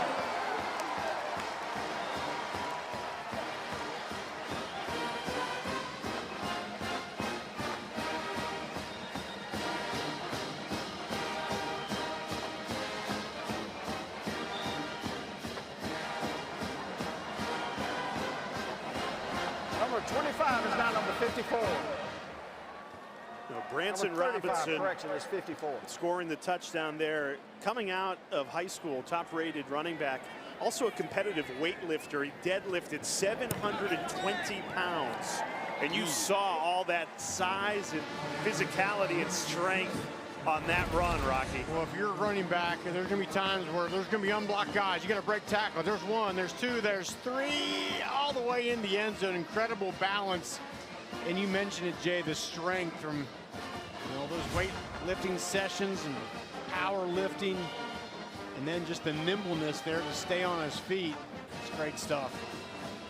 And I couldn't be more impressed. I think you'd be hard up to find a better, more complete running back room in the country than they have right here at Georgia.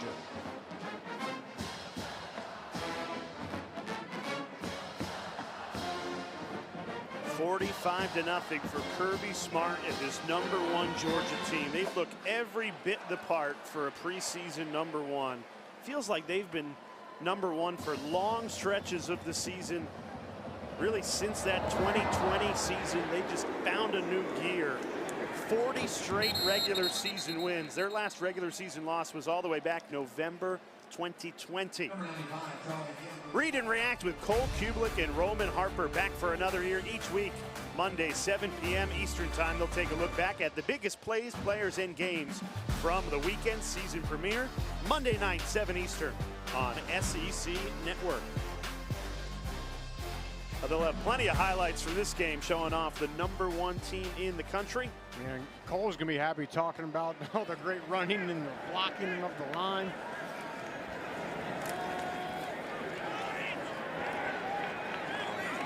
You could argue, and the defense gets a lot of love, and deservingly so. They've only allowed 3 points all season. But the best individual unit, Rocky, might be those 5 up front on the offensive line. 4 returning starters, and then you add in Jared Wilson, who looks terrific at center.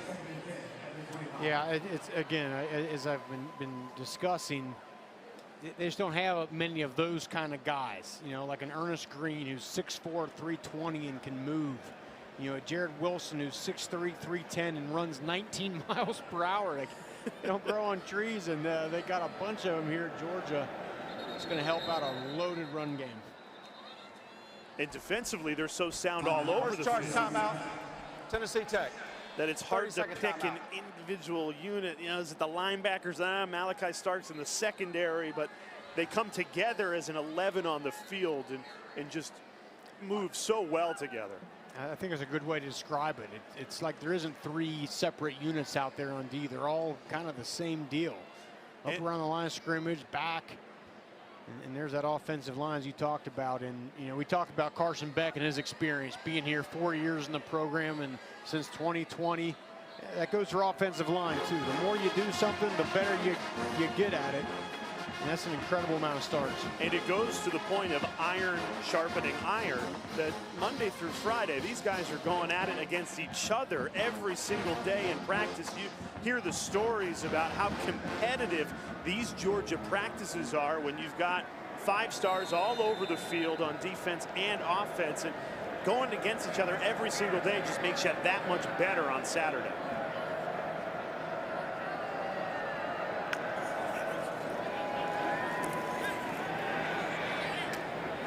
Tennessee Tech throwing on first down. And Jay, I want to go back to what you just said. You got a flag. And we'll get the call here real quick. Personal foul, face mask, number 9, defense. 15-yard penalty from the end of the run. But again, back to your point about iron sharpening iron, you know, in the practices and the competition. Remember yesterday we talked to Dominic Lovett. He said, you know, the practices are so hard that a lot of times we get out on the game field and we're like, man, this is easy, right? This is near as tough as going up against 5-star talent and some of the best college football players in the world. You work at that level in practice, you get out in the game and sometimes you just can go let it rip, and man, what a luxury day.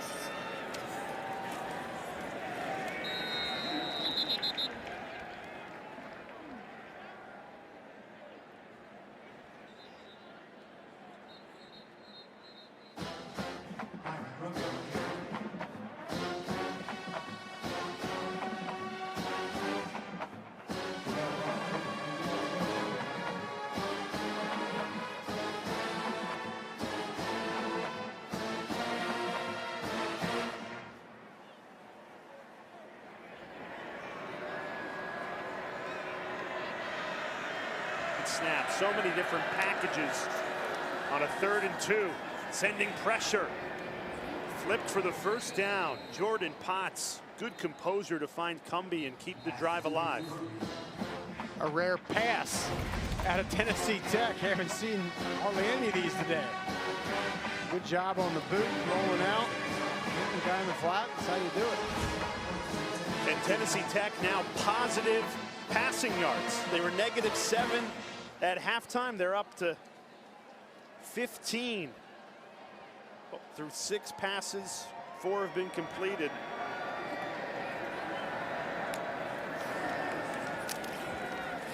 Back to the running game. Swallowed up.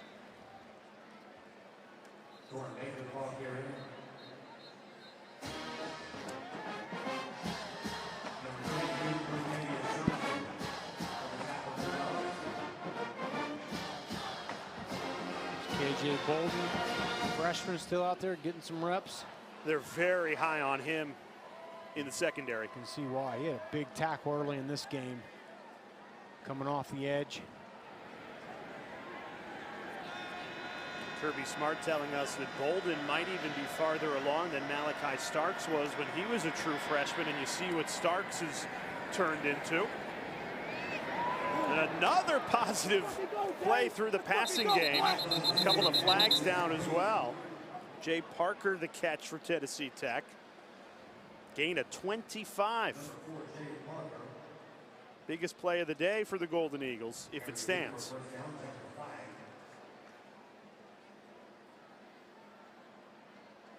Pass interference, number 17, offense. 15-yard penalty from the previous spot. Replay 2nd down.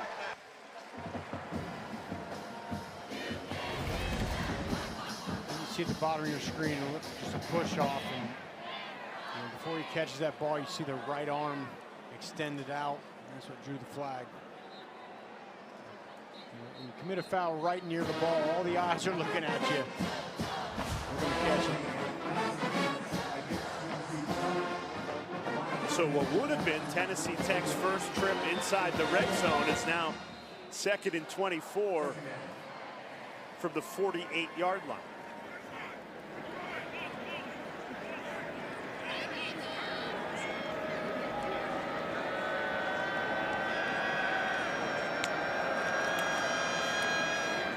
Potts slings it. DJ Lincoln's the reception, and immediately met by an Army of red uniforms. The pursuit of the football, they get there so quickly, Rocky. And that's your typical RPO right there. He decides to pull that ball, and they're block and run all the way, but if that outside defender collapses on the run, you hit the slant behind him. And that is one of the biggest plays that have revolutionized football, I'd say, in the last 10, 15 years. That run-pass option, you saw it beautifully right there.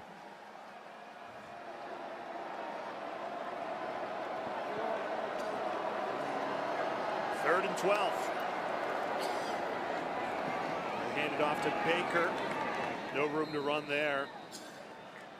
Ellis Robinson, 5-star, #1 rated ESPN 300 player of this latest recruiting class, in on that tackle. Getting some playing time here with his Bulldogs up 45-0.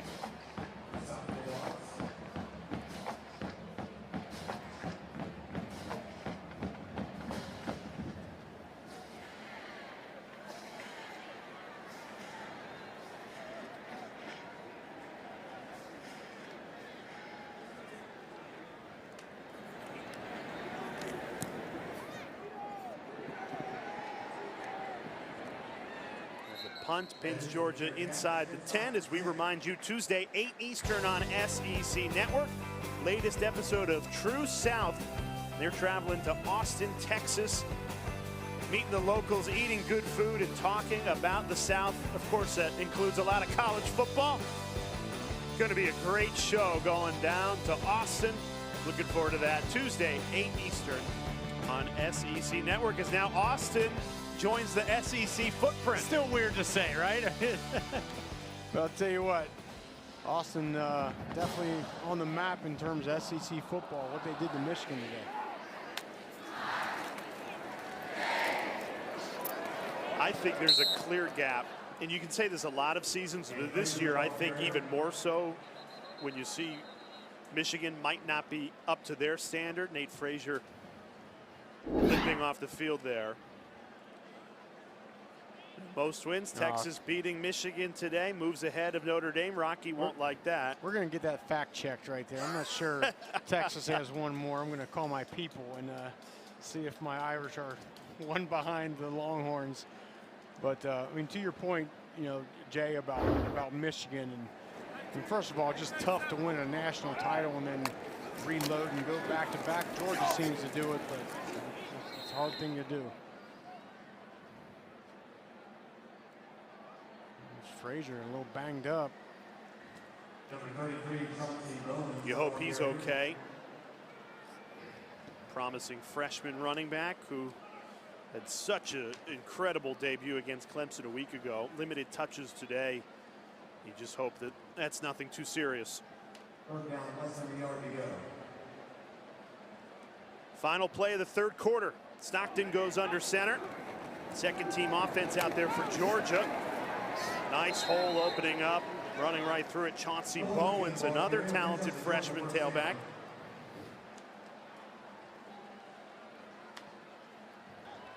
End of the third quarter. We head to the fourth quarter in Athens. Awesome atmosphere. First home game of the season between the hedges. And it's been all dogs, 45-0. I'll leave that one to you to figure out, but that'd be a hell of a story if they met actually in the stadium. Between the hedges, you'd have to pull a Melanie and John Cooksey, bring your wedding dress and take pictures in your section. They got a long way to go if they want to beat those guys, though. Yeah. The fandom is unrivaled, you know, all across the SEC, but especially here in Georgia. And it's funny how many couples, I mean, it's a big part of their marriage, Georgia football. Yeah. I was talking to Jim and Brenda Kirk. They're celebrating a 40th wedding anniversary today. I mean, it's all about Georgia football. Football brings people together, right? I mean, Yeah. what better? Nothing like it. We just showed a bunch of students in the student section. Get off your phones. You might meet your wife. Flag down here. Also, we should mention both coaches came together at the end of the third quarter. 10-minute fourth quarter instead of 15. Holding number 70, offense. Half the distance to the goal. Replay second down.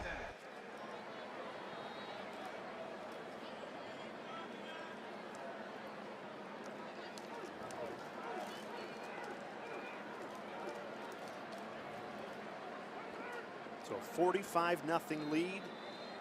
9 minutes and 20 seconds remaining.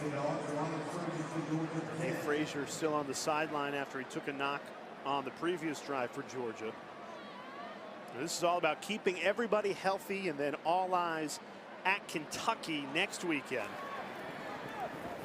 They're actually not home in Sanford Stadium again until October, when Auburn comes here on October 5th. Only one home game the entire month of September. Wow. It's tough. Sure, they love playing in this great facility. And it's a tough slate at Kentucky, at Alabama, and then Auburn here at home. The thing that stands out there, Jay, is look at those low numbers. Number 4 Alabama, number 3, number 6. Think about that. You have to play 3 of the top 6 teams all on the road in the regular season before you even play in a conference championship game or a college football playoff. You're going to have 3 games all on the road against the top 6.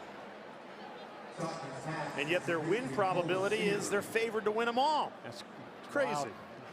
It's no secret how good this program is year in and year out. I think we saw the reason for that today, how they've performed. And that'll be interesting. We were in Oxford a week ago, and I'll tell you, that's going to be some scene on November 9th. Both of these teams stay as good as they look. Yeah, you and I were both impressed with Ole Miss last week, and then they won, of course, in a blowout. But they've added to that roster, brought in 24 players, mostly all out of the portal, including 5 of the top 60 guys. They're going to make a run at it. Georgia on their way to 2-0. A lot of football ahead in this season. Coach Gecko. Coach G. The games in Lexington a lot closer than the games against Kentucky that have been played here in Athens. That's a tough place to play. I've called games in there, and I've never played there, but called games there. That's a very rabid fan base, tough place to play. Mark Stoops gets those guys ready. I'm hearing something that you rode a horse in Lexington once before. Is this true? Can you confirm or deny? I can confirm that's true. We got to get the story a little later in this fourth quarter. Familiar face the Georgia fans will remember, the starting quarterback for Kentucky, Brock Vandegrift. 3 years at Georgia, grew up in Athens, went to Prince Avenue right down the road here in Georgia, and it just couldn't get on the field. You had Carson Beck in front of you, Gunnar Stockton in front of you, so transfers to Kentucky, boom, he wins the starting job. Well, you imagine Brock will be all kinds of fired up for that contest next week. I have to imagine the Georgia defenders that he went against the last 3 seasons in practice will be pretty fired up as well. Yeah, I mean, that's one thing about it. He knows everything about this roster and what certain guys are good at, what they're bad at, and he's going to get that offense pointing in that direction. Try to exploit some things. It's easier said than done, though, against Georgia.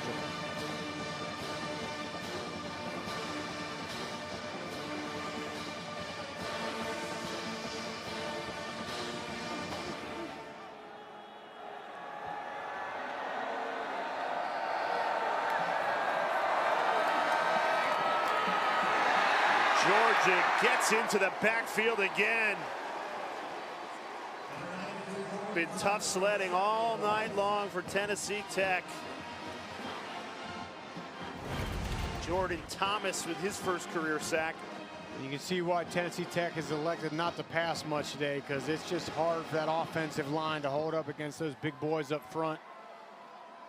Jordan Thomas, freshman, 6'5", 350. Look at those guys all fired up for young Jordan Thomas. Yeah, the pride of Don Bosco Prep in Hackensack, New Jersey. They send him down south. True freshman getting on the field, making a big play, and now the Golden Eagles punting out of their own end zone. Line drive. Bounces to the 50-yard line. That's where Georgia will take over. Under 6 minutes left in this one. Belted deservingly so. Love that picture of Claude and Uga. And that is so special because, you know, Jay, those sports information directors, that is not an easy job. They do a lot for this university on a daily basis. Don't get near enough credit, and for Georgia to honor him with his name on a part of the press box is absolutely extraordinary. I think it's very, very fitting. Started in 1979. He might be the only guy in the stadium that's attended more games than John Cooksey, our random fandom, who's attended 428 straight Georgia games. Well-deserved honor by Georgia to recognize all those years of service. Talk about retiring on a high, too. You get those 2 national championships and then get to say sayonara. That's the way to go out on top.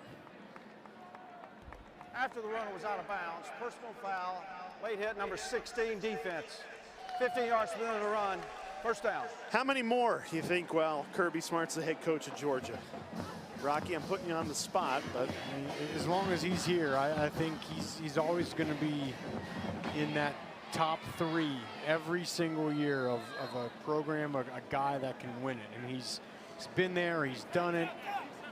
You know, he has the pedigree at Alabama, and of course the standard he set here. I mean, they're always going to be in it.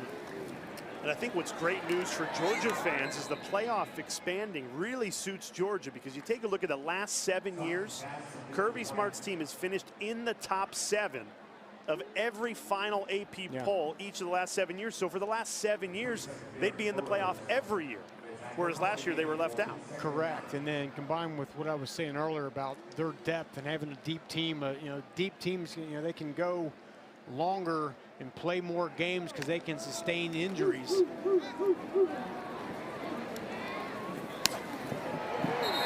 And we showed you their schedule earlier, very challenging, those 3 road games against top 6 teams, Alabama, Texas, and Ole Miss. So you can lose 2 of those games and still make the playoff. And by the way, in my opinion, that's the best part about the new 12-team playoff is in years past, you lose 1 game, it's likely over. You're out of that conversation.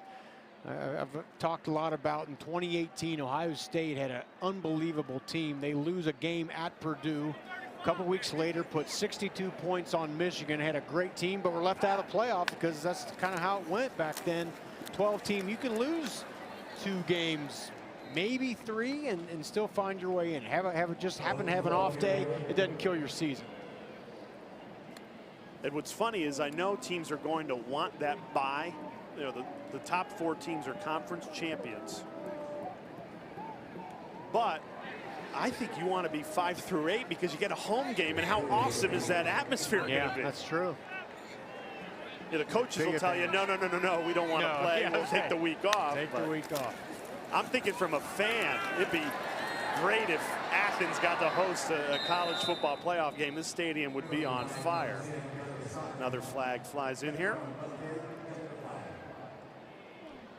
Holding number 64, offense. 10-yard penalty from the previous spot. Replay, second down.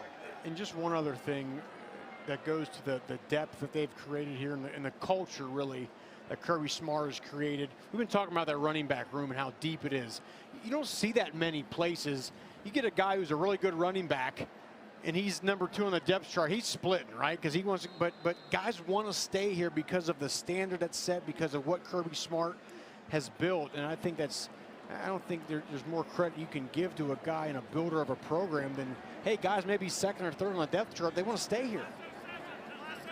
Now, he mentioned Ladd McConkey, who was just drafted in the NFL as a guy who spent a year on scout team before breaking in. And there's examples up and down the roster. You know, Kirby Smart joked over his coaching career, he's had a million of them, where you start off behind on the depth chart, you work your way up, and then your senior season, boom, your time to shine, and you're on to the NFL. That's exactly what he did when he was the defensive coordinator for Nick Saban at Alabama, and he's brought that here to Georgia. And you made a good point. The NFL scouts don't care when you started playing. It's the quality of your play. You play 1 year, but if you're the best out there and you're fantastic, you're going to go to the NFL. You don't have to start as a true freshman.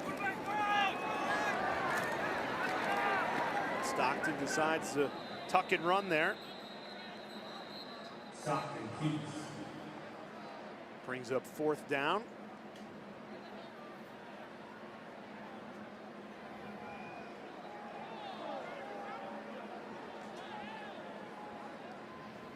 Gives an opportunity for Peyton Woodring to kick a field goal here. Hasn't had much opportunity. They've been scoring too many touchdowns. Good problem to have. Yeah, before the field goal attempt, a Tennessee Tech player injured, so we'll step aside. Coach Gecko. Coach G. Laura, Dan, I didn't realize the media would be here. Playoff begins December 20th on ESPN.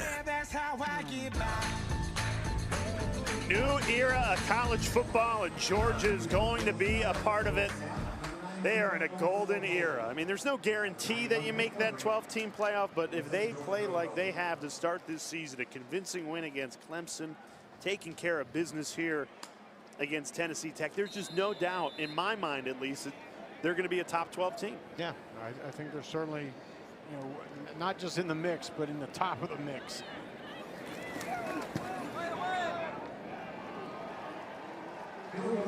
Field goal good from 31 for Peyton Woodring.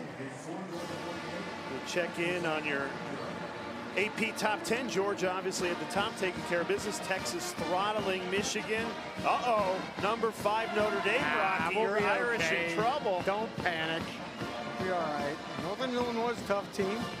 By the way, what he knows about that top 10? All SEC, Big Ten, and Notre Dame. Top 2 conferences in college football, no question. Notre Dame, I thought, with a great win over Texas A&M. Tough environment.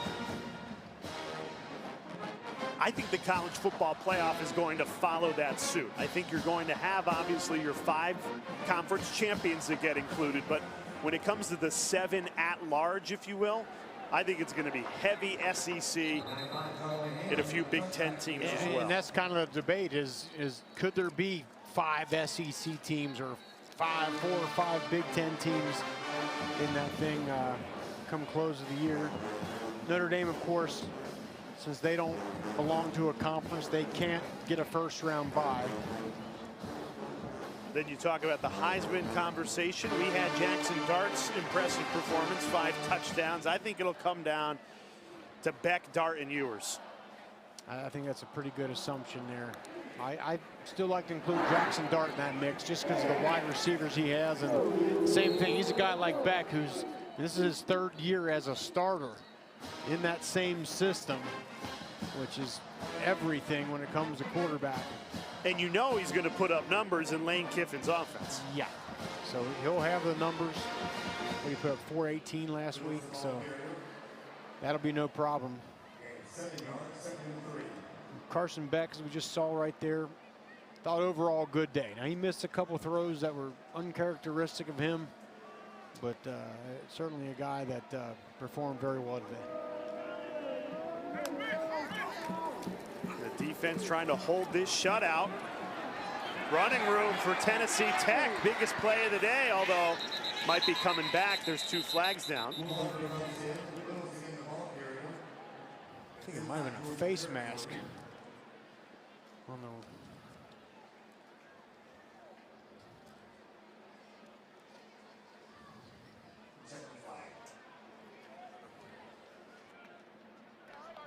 Personal foul, face mask, defense.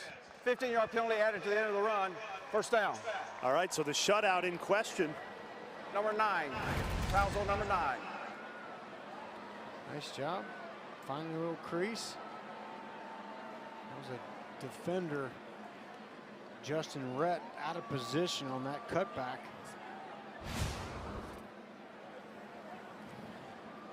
Georgia trying to hold what would be their 8th shutout under Kirby Smart, which is the most in all of college football since 2016.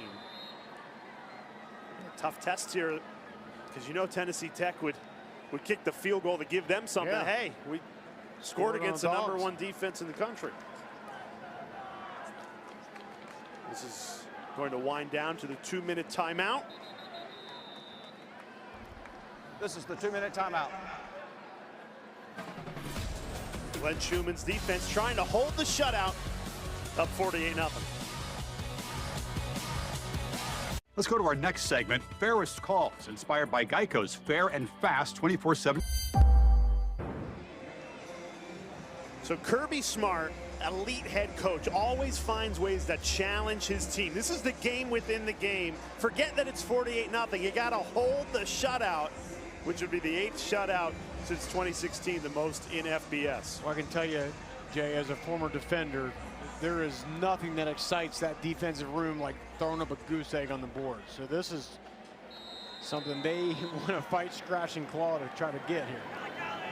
Very similar at the end of the first half when the offense went out onto the field. It was 24-0, but in the final 45 seconds, Kirby wanted to see his offense execute, and they didn't. Incomplete pass. They went in 24-0 lead, but it's the points in the game where you can get a live challenge that you simulate every day in practice. There's an injured Georgia defensive lineman. Yeah, I mean, game experience is everything. You can only do so many things in practice. When it's live, that's when you get the best work. So it's good to get some of these guys some extra work as this game comes to a close here. That's Nazir Johnson, the freshman from Dublin, Georgia. 6'6", 340 nose tackle. And a lot of these freshmen that you've seen come into the game in this third and fourth quarter, they're playing in a Bulldogs uniform for the first time ever. And you know how fired up they are to prove that they belong amongst a very talented room. And that's the other thing about the transfer portal, Jay, is you got to show you belong. You got to show you can play, because you know the day and age of, all right, well, we're just kind of see how guys develop. If you don't play, you don't develop well, they'll find somebody, they'll bring in 5 new guys in your room. And so you have to play, you have to play well, or else they're going to find somebody in that portal and bring them in, and that's all she wrote. See on the left side of your screen, getting double teamed, and not sure what happened there.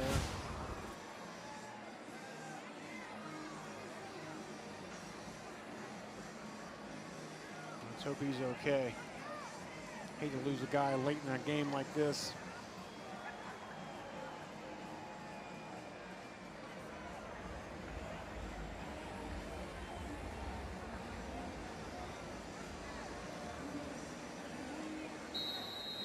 Tennessee Tech trying to leave Athens with something on the scoreboard.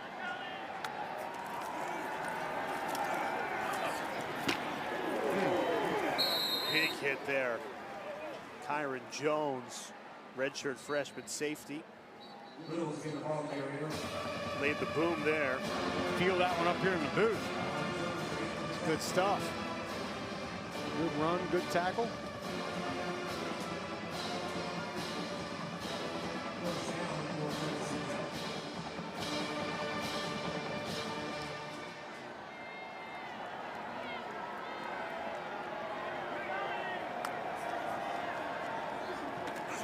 Back to Aiden Littles. He's taken down in the backfield. Loss of 2. That's what Georgia needs if they want to secure the shutout. Some negative yardage plays. Tackles for loss. Great job by Cole. That's their 10th TFL of the day. Wow. Cole, the freshman from Salem, Virginia, his first tackle in a Bulldogs uniform. Another 5-star linebacker coming in. That linebacker room here at Georgia has sent a lot of guys to the NFL. They've pretty much done it at every single position.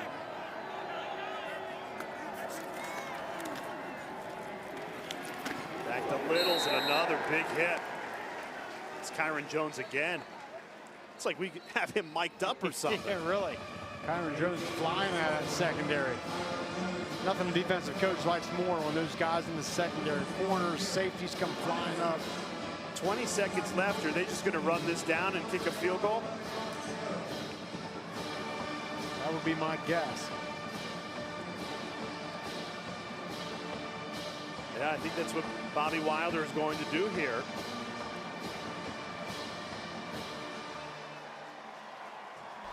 Second charge timeout, Tennessee Tech. 30-second timeout.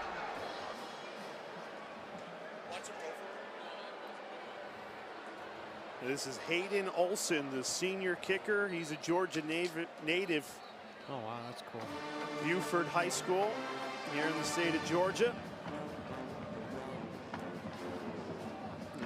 68% career, long of 54.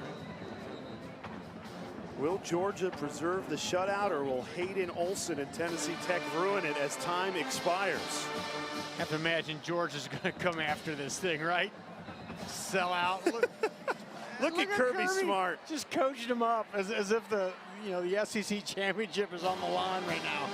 I love it. He only knows one way, and I love that way. Oh, yeah. Look at this. Here we go. See if they sell out and come get this thing. Olson, the lefty, to end the shutout.